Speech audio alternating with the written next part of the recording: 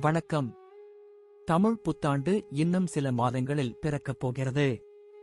குரோதி தமிழ் புத்தாண்டில் பலரது வாழ்க்கையில் அதிரடி மாற்றங்கள் ஏற்படப் போகிறது.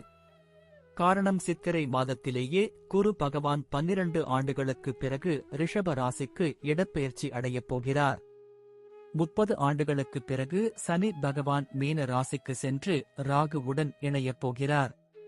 இந்த கிரகங்களின் மாற்றத்தினால் மேஷ ராசியில் பிறந்தவர்களின் வாழ்க்கையில் என்ன மாற்றங்கள் ஏற்படப் போகிறது என்று பார்க்கலாம்.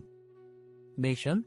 குரோதி தமிழ் புத்தாண்டில் மேஷ ராசிக்காரர்களுக்கு கிரகங்களின் சஞ்சாரத்தை பார்த்தால், ஜென்ம குரு சித்திரை மாதத்தில் இடப்பெயர்ச்சியாகி 2ஆம் வீட்டிற்கு செல்கிறார். ராகு உங்கள் ராசிக்கு விரயஸ்தானத்திலும், கேது உங்கள் ராசிக்கு 6ஆம் வீட்டிலும் பயணம் செய்யப் போகிறார். ஆண்டு முழுவதும் லாபஸ்தானத்தில் பயணம் செய்யும் சனி பகவான் ஆண்டின் இறுதியில் 12ஆம் வீட்டிற்கு வரப்போகிறார். 7.5 சனி ஆரம்பமாகப் போகிறது.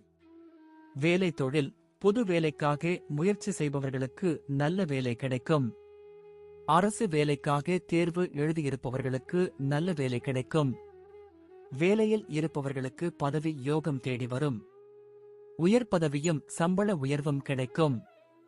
செய்யும் தொழில் விருத்தியாகும். வியாபாரத்தில் லாபம் அதிகரிக்கும். எதிரிகள் தொல்லை நீங்கும். எதிரிகளை வெல்லும் ஆற்றல் உண்டாகும். வாடகை வீட்டில் வசிப்பவர்கள் சொந்த வீடு, நிலம் வாங்கலாம். குரு பெயர்ச்சி. வெளிநாட்டு வேலைக்காக முயற்சி செய்பவர்களுக்கு குரு பெயர்ச்சிக்குப் பிறகு வைகாசி மாதத்தில் வெளிநாட்டில் நல்ல சம்பளத்தில் வேலை கிடைக்கும். வருமானம் பல மடங்காக உயரும். கடன் பிரச்சனைகள் முடிவுக்கு வரும். கடனாக கொடுத்த பணம் திரும்ப கைக்கு கிடைக்கும். குரு பகவானின் பார்வை உங்கள் ராசிக்கு 6, 8, 10 ஆம் இடங்களின் மீது விழுவதால் பணம் பல வழிகளில் வரும். வேலையில் இருந்த பிரச்சனைகள் நீங்கும். குரு பார்வை தன குடும்ப வாக்குஸ்தானத்தில் பயணம் செய்யும் குருவின் பார்வை 6ஆம் வீட்டில் உள்ள கேதுவின் மீது விழுகிறது. நோய்கள் நீங்கும். ஆரோக்கியம் அதிகரிக்கும். புரட்டாசி மாதத்தில் குரு பகவான் வக்ரமடையும் போது பண விஷயங்களில் கவனமாக இருக்க வேண்டும். ஜென்ம குருவின் இடமாற்றம் குழப்பத்தை நீக்கும். மனக்கவலைகள் மறையும். குரோதி ஆண்டில் சுப விரய செலவுகள் அதிகரிக்கும். 7.5 சனி.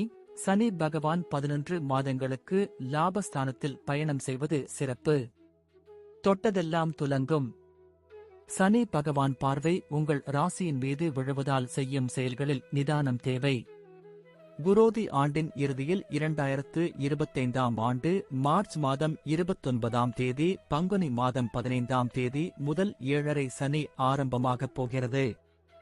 சம்பாதித்த பணத்தை கவனமாக செலவு செய்ய வேண்டும். தொழில் முதலீடுகளில் கவனம் தேவை. பணத்தை யாருக்கும் கடனாக கொடுத்து மாட்டிக்கொள்ளாதீர்கள். பரிகாரம். ஆசைகளை நிறைவேற்றுவீர்கள். நினைத்த காரியம் நிறைவேறும். அதே நேரத்தில் தேவையில்லாத விஷயங்களில் கவனத்தை செலுத்த வேண்டாம். உங்கள் குல தெய்வ கோவிலுக்கு சென்று சக்திக்கு ஏற்ப படையல் போட்டு வழிபடுங்கள். சர்க்கரை பொங்கல் வைத்து புடவை சாற்றி வழிபட சந்தோஷங்கள் அதிகரிக்கும். மொத்தத்தில் மேஷ ராசிக்காரர்களுக்கு வெற்றிகள் தேடி வரும் ஆண்டாக குரோதி ஆண்டு அமைந்துள்ளது. நன்றி. வாழ்க வளமுடன்.